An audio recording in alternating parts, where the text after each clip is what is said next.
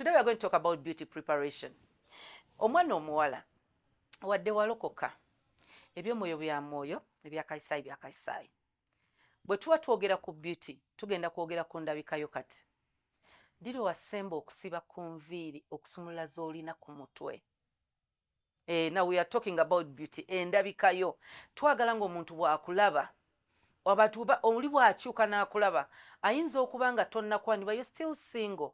Ne waliwo akatonda gw'agenda okukusindikira okukulaba anaalaba kiki ekigenda omugoba oba ekigenda omusikiriza. Empisa abantu baziraba luvannyuma nga batandise okuinteractinga naffe, naye buli musajja asooka kulaba ndabikayo before your character. So buli lw'ogamba nti character eri more important than beauty, weerimba. Basooka kulaba, they are attracted. Si by not your character nga basooka okukwana nedda, basooka kulaba ndabikayo. So tetugambye nti you have to be so expensive okube oba wetaaga okuba nga otunula ng'oli expensive nnyo nedda. Waliwo kye tuyita basic eky'omwana omuwala n'omwana omulenzi. Bw'oba enviiri tosobola zirabirira nga nkulu zisale. Olabirira si buli asala ntasobola kulabirira, naye abantu abamu tetulina budde bulabirira nviiri. N'ogamba naye njagala kulabika bulungi nkole ntya? Keep the hair short. Omwana omuwala enviiri zo kikulu. Beauty preparation. Your skin, yes. Bannange, you need to oil it. Omwana omuwala siga ku bizigo mu feesi. Musumbatiro gamba nti abakazi abamu batunula ng'ebimotoka by'entalo. Bwe kiva mu ntalo eyo kiyise mu nfuufu, kiyise mu bisooto, bw'okitunda bw'otyo omanyirawo kiva mu lutalo. Naw teweetaga kulaga bantu nti olina ebizibu. Yeah? So weesigeko ka oil mu feesi. Labikako bulungi bw'oba olina ekisobola ogenda n'okola bufeesi oba bwonna bukole. It's okay, don't bleach. Teweerusa, tokyusa ky'oli, naye bw'oba gw'owulira ky'oyagala, but personally nze nja kugamba nti ki totawaana kukwata mu kizigo kubanga ebidirira byonna togenda bisobola.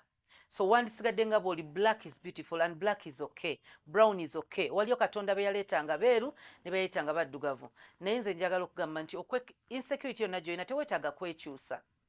But you can enhance ebintu ebimu n'ogamba nti skin kange kabadde kagubye nafunye ka oil akagira aka cleaning my skin. That is very okay. Ka eyebrow sobola ka enhancing n'ogamba kangende bakasiige bakakube eyo yonna beauty. Kankole ka makeup, that is enhancement. Naye tokyusiza ky'oli.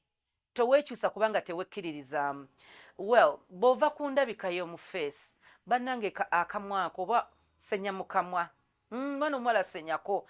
Then n'emimwa gisiigeko ka lip balm. Omusana ye season esobola okuba nga ya musana.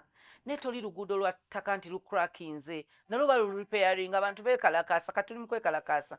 Get Vaseline. Buli lip balm oyinza ogaba bbeeyi. Kwata ebizigo byennyini bye weesiiga. Kwata ka anointing oil, ka olive oil.